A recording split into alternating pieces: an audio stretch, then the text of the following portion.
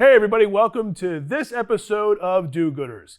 Here on DoGooders, we're going to try to shine a spotlight on folks that have not only done well in business, but also have done good for their community. And when I think about that, there's probably nobody who embodies that more than my good friend Dave Catalana. Dave, thanks for joining us. Absolutely, Tim. Thank you for having it, and thanks for doing this, for shedding the light on people that are trying to do some good in the community. So Dave, lots to talk about. You've had a long career, not just in business, but you've helped 1 million nonprofits and done all kinds of cool stuff for our community. So why don't you give us a little bit of the background of your family business, and we'll start there. Well, for the most of my career, our family business was Cumberland Dairy, and started in Bridgeton by my grandfather in 1933. That led to my father, and then myself and my two brothers took over the business when we all got out of school in the early mid 80s. And we ran it up until 2017, when we were acquired by Dairy Farmers of America, which is the largest dairy cooperative in the country. So basically the company was purchased by dairy farmers. And you guys started the campaign Got Milk. That was your idea? It was not, that wasn't Oh, our I think that was your idea. idea. I'm sorry. It wasn't our idea, but we certainly used it a lot. So we worked with dairy farmers through the transition, and my brothers and I stayed with them for several years after that to keep the transition going. They have invested back into that facility. It was one of the reasons why we chose them, is to purchase us, because they believed in Cumberland County, New Jersey. They believed in Bridgeton and our employees, and they've invested back into that, and it's a growing business even to this day. But I left that just over a year ago. Went into retirement because there were other things that I really wanted to get involved with. And you're awfully busy for a guy who's retired. Well, I like to stay busy, Tim. To be very honest, if I had to just do one thing, even through my whole career, I was doing other things. I coached basketball for a long time at the high school level as an assistant coach. And it was always, I wanted some other things in my life. Let's talk about basketball for a second. Sure. You bring that up. I know basketball is a big part of your life. We chatted yesterday. You said it's been a theme for most of your adult life, right? Yep. And you had a chance to go back to your alma mater and coach at a pretty young age, right? I did. St. Augustine Prep in Richland. Was always had a pretty good basketball program. I was not a good player. I played for a couple of years, but I wasn't good, but I always liked the game. And when I finished college at St. Joe's University here in Philadelphia, talked to Coach Rodeo there, who had been there for a while and was building a great program. And I said, if there's any way I can help.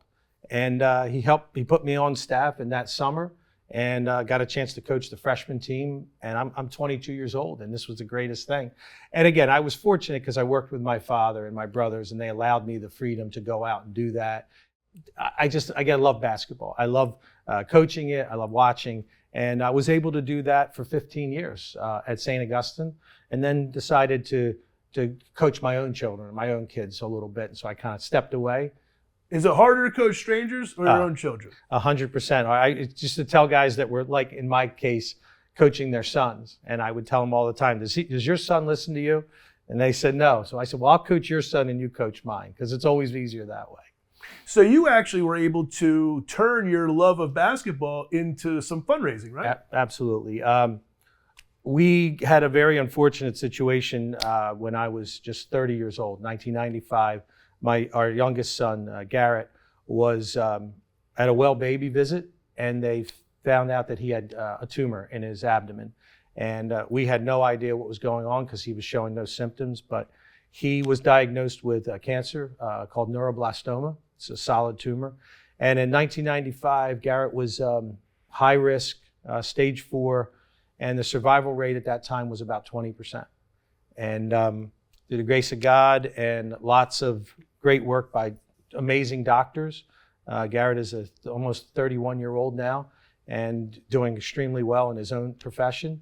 But once we got through that 6 months, the first year of just worrying about him and how he was going to survive, a few years later, I started thinking, how can we give back to Children's Hospital that had given us so much? And that's Children's Hospital here in Philadelphia, Absolutely, right? Yeah. He was diagnosed at Cooper, did his first treatments there, and then we moved him over to Children's specifically because the doctor that was there, Dr. Audrey Evans, was at Children's Hospital, and she was the world's foremost authority in this disease.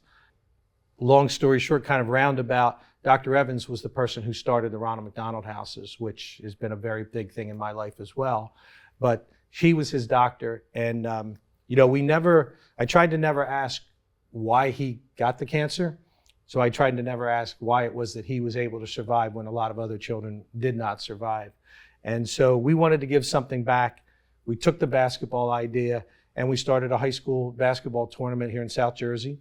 And for almost 20 years, we ran this tournament and gave the money back to Children's Hospital. We raised, over the time we did it, we probably raised over $300,000 to give back to Children's, and it specifically went to their survivorship program, which was important to us because Garrett was a part of that. What's the survivorship program for people that don't know? It's not just medical, right? It's everything. They want to look at the survivors to find out how they're acclimating their lives, how their lives are going. They told us that Garrett would have learning disabilities, possibly eating disorders. Was that genetics? They thought the learning disabilities? That was only because of the treatments that they were giving him, because of the total body. I thought maybe it was genetics. That could be true. Maybe he got around some of those because of my wife. But what it was they wanted to see the effects of that long term. And again, the first thing is to have them survive, which was the key. But past that, what can they do differently to help them survive longer? So this was a brand new program at the time. Right? At the time, it was new because there weren't a lot of survivors. So they didn't have a lot to go off of. But what they were getting was a lot of data as there were more survivors of these various cancers. But they didn't have anyone to collect that data and to use it for other protocols. And they asked us if we would sponsor that, which we were more than happy to do. Again, Garrett was part of it, and we were able to sponsor that through our donations every year that all came from this basketball tournament that we did called the Shoot Down Cancer I got to tell you, those are the stories I love so much, right? Where a horrible, horrible thing happened. But as a result of that, something incredible happened, right? Yeah. So this incredible basketball tournament. I mean, listen, how many kids played in this tournament? Over 20? Oh, we had every year, we had 20 teams in it every year, all South Jersey high school teams. And again, for me, it was great because we spent the whole weekend in the gym watching basketball, which I loved doing, but we knew where the money was going. I had incredible sponsors that came back year and year. And that's the best part too. You knew exactly where the dollars were going, right? 100%. Or something you cared about, was important to your family. I got to tell you, when you were telling me that story yesterday, I thought that's such an incredible story. I'm so happy you can share that with people. And it's just a good example. And, one of the reasons I tell people, the reason we have this show is to kind of show people that there are really cool ways to get involved where you can combine your passions and the causes you care about and create these cool opportunities. Yeah, and unfortunately, when it comes to whether it's cancer or whatever, somebody always is affected personally. Somewhere in their family, they know it's there. And that's how, that's really how I got involved with that one specifically. But in a lot of the cases, the causes that I'm involved with now were because of a personal relationship with someone who was personally affected, or maybe my family or others. And I know a lot of energy and time goes into planning those tournaments, but did it ever feel like work? It really didn't, to be honest. I had great staff, which was most of my family and some other really good friends, that when it finally came around, I didn't have to do anything. I would talk to a lot of the sponsors and make sure that they were coming back every year. But other than that, it wasn't work. It was just a lot of fun. Yeah, I mean, that's what we call creative philanthropy, right? Like philanthropy and volunteers, it doesn't have to be boring. It doesn't have to be laborious. It can be fun. And again, as a result of something that gave you all these memories, you also raised hundreds of thousands of dollars and helped all these kids at Children's Hospital. So I just love hearing those stories. Well, we hope that we could do, again, small part of it. There's a lot that goes on. There's a lot of great foundations that do incredible work from bad situations. Well, I know one of those that's big for you is, like you mentioned, the Ronald McDonald House. So could you tell us a little bit about your family's involvement with the Ronald McDonald House over the years? My idea to get into any kind of philanthropy or volunteerism really came from my parents, mostly my dad. And he was involved with a lot of things that had to do with us as kids, our local school, Catholic church, Catholic schools. But his business was, one of his biggest customers was McDonald's. And so because of that, he got involved with the Ronald McDonald House. So all those milkshakes came from you guys? A lot. All those milkshakes in the Philadelphia area for a lot of years came from us, absolutely.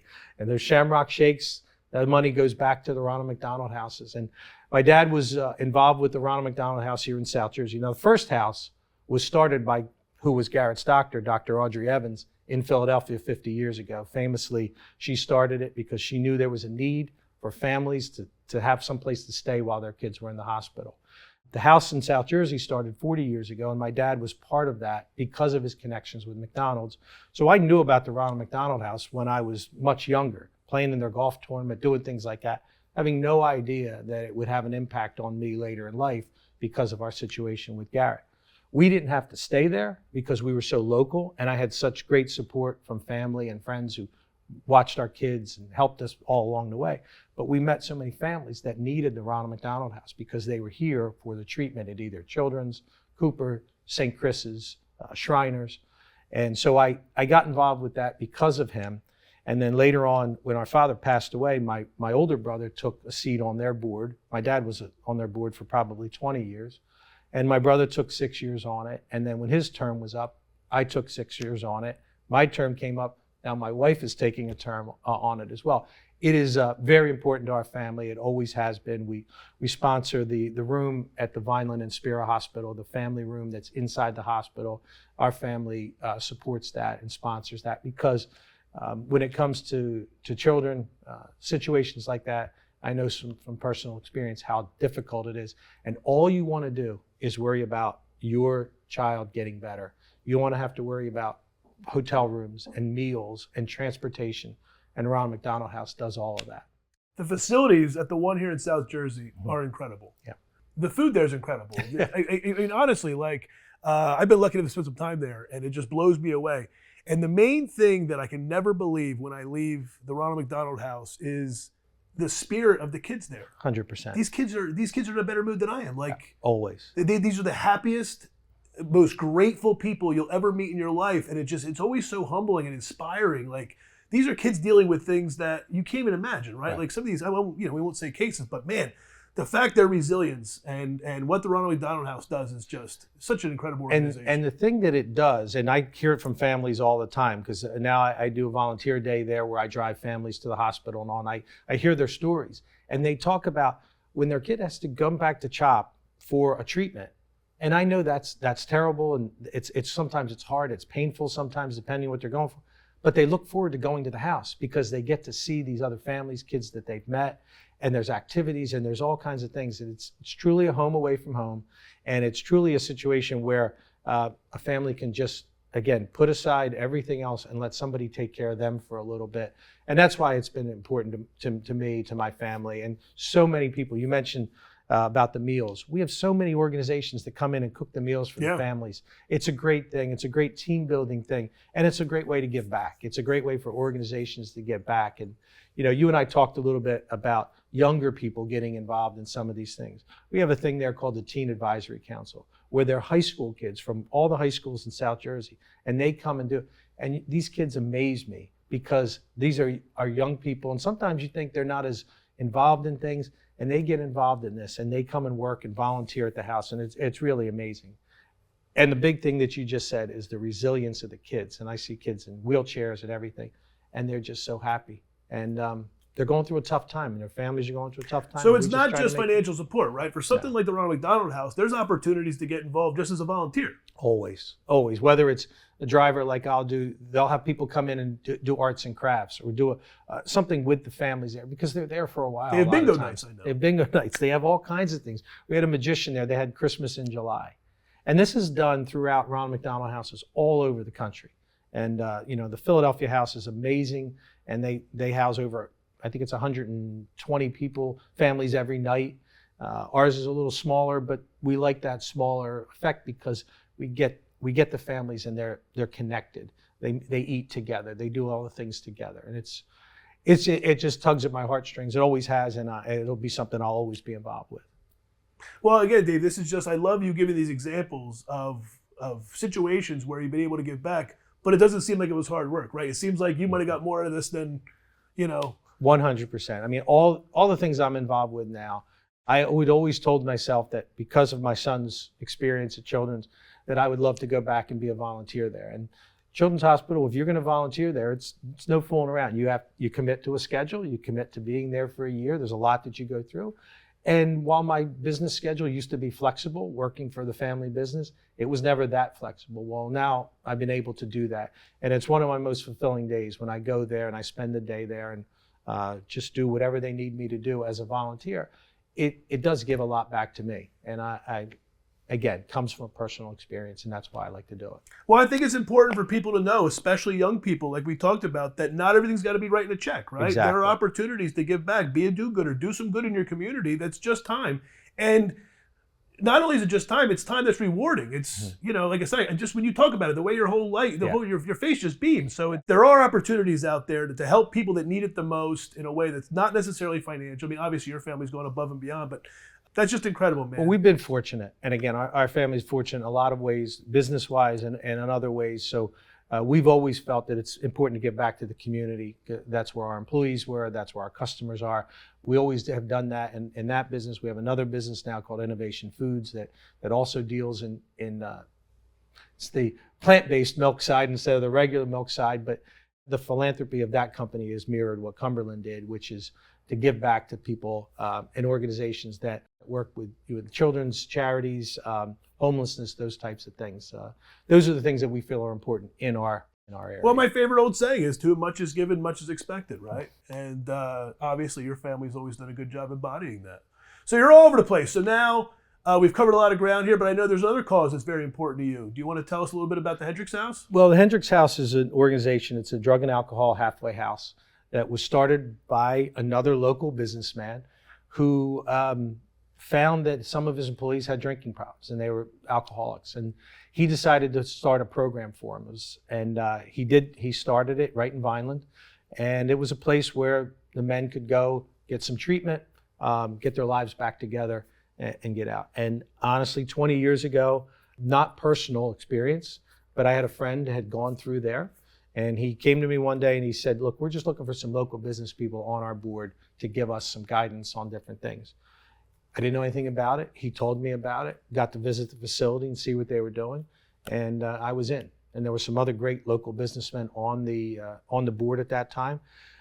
22 years later, I'm still on the board, president of that board. But what I look at with that is, I used to think this all the time. And when you're fundraising, you're talking to people, it's almost easy to say, Ronald McDonald House, we're helping kids. And sometimes you talk about addicts and people, now it's not really drinking, now it's more on the drug epidemic. And you would say to people about it, and they would say, there's a stigma. Yeah, and these guys got themselves into that case. Well, and in a lot of cases that's true. But I always think, well, that man has a family. Maybe he has a wife and children, or he has parents that are worried about him.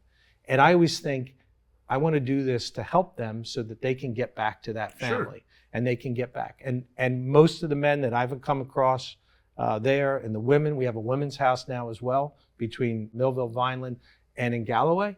But what we found is, as we help them, they get themselves back and they can go back to their families. And they can, we have a Christmas party every year and the families come. And when I see the little kids see their dad who's getting help, and I think they can see that. And I think that's important. And it comes from all walks of life. We've had people that have stayed in our house. We had a woman there several years ago. She was a surgeon.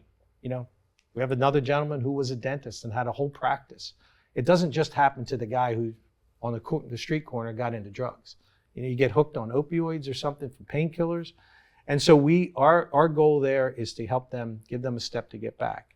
And one of the big programs that they do is an employment program where we go out and help them find jobs in the local community so that they can, in their last few months while they're in the house, get back to work, 9 to 5, pack their lunch every day, go in every day ready for work, and then have some money when they're ready to leave the house to get back to their lives.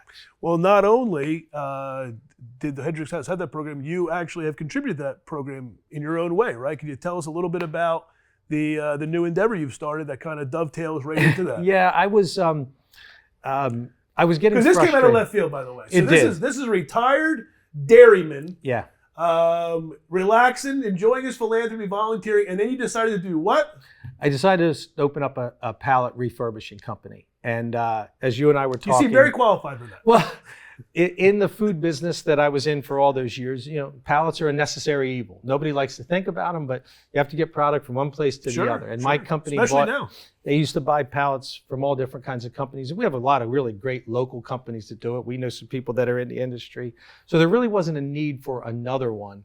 But I had always thought about doing it. And I was getting frustrated because while we were trying to find jobs for the men in the house, a lot of people weren't hiring at the time. And I just said, look, I'm going to start one on my own.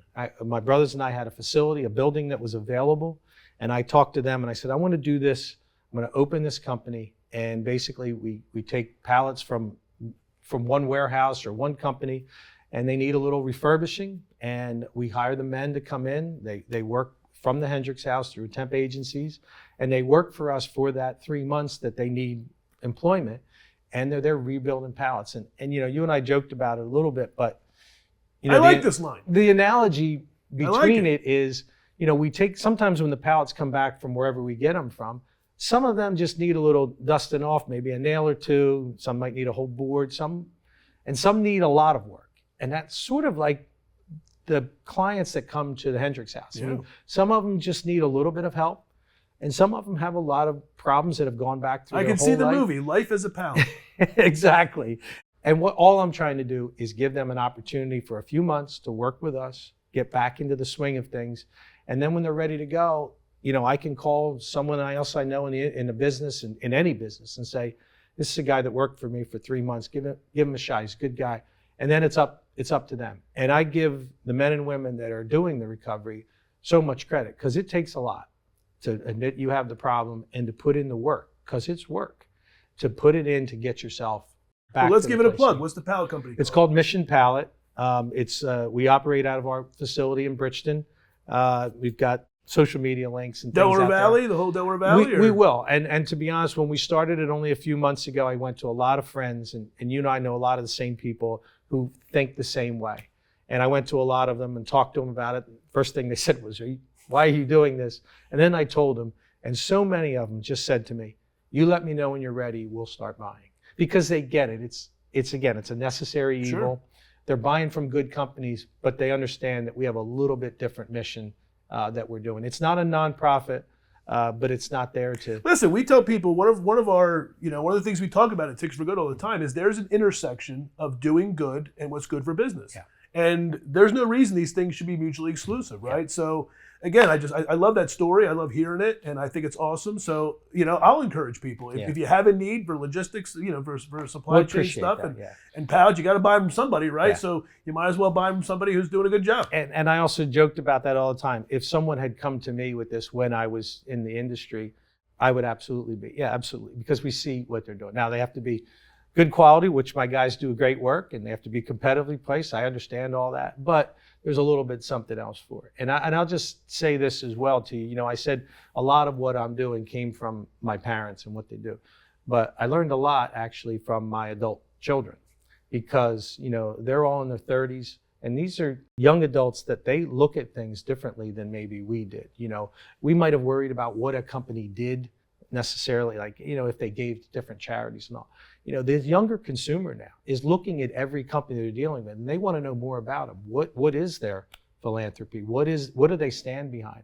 And my middle daughter, Jordan, that's actually what she does for the companies she works for in New York. She does their corporate philanthropy, and she works for a company that kind of walks the walk and talks the talk. And so I learned a lot from them as well, as to opening my eyes to doing some other things. And that's really, I don't want to nerd out too much, but we're always doing research on this stuff at Ticks for Good. And we found out that this generation, the Gen Z generation, is the first generation in history who values social responsibility over quality and price. Yep. So for us, it was always, every product decision was a combination of quality and price. Yep. What's the highest quality I can get for the most?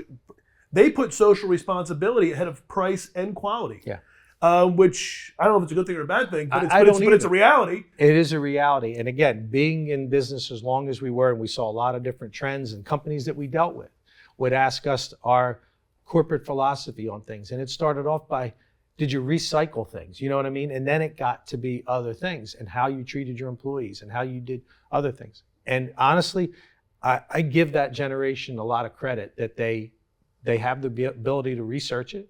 And a lot of them, when they can do it, their wallets speak loudly about the companies that they want to deal with. It's a good one I like. The one I've been hearing a lot lately is nobody cares how much you know until they know how much you care. Yeah, so that's a good one, right? It really is.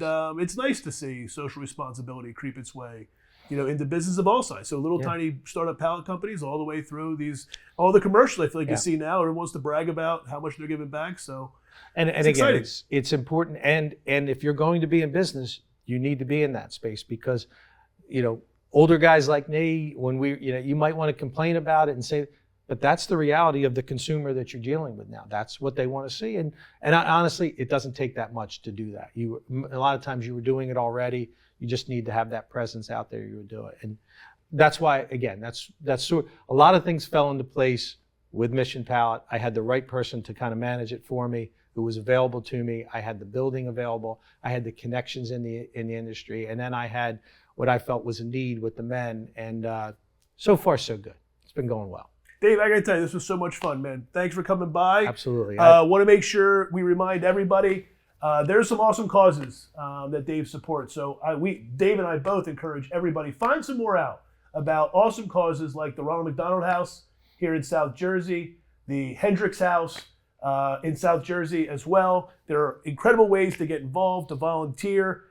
Dave's also a board member of the YMCA in Vineland, New Jersey, which, full disclosure, is where he and I met. We both served on that board for a number of years. So there are so many great causes out there. We just want to encourage people, find something you care about, get involved. There are ways you can enjoy this stuff, right? Philanthropy is supposed to be fun.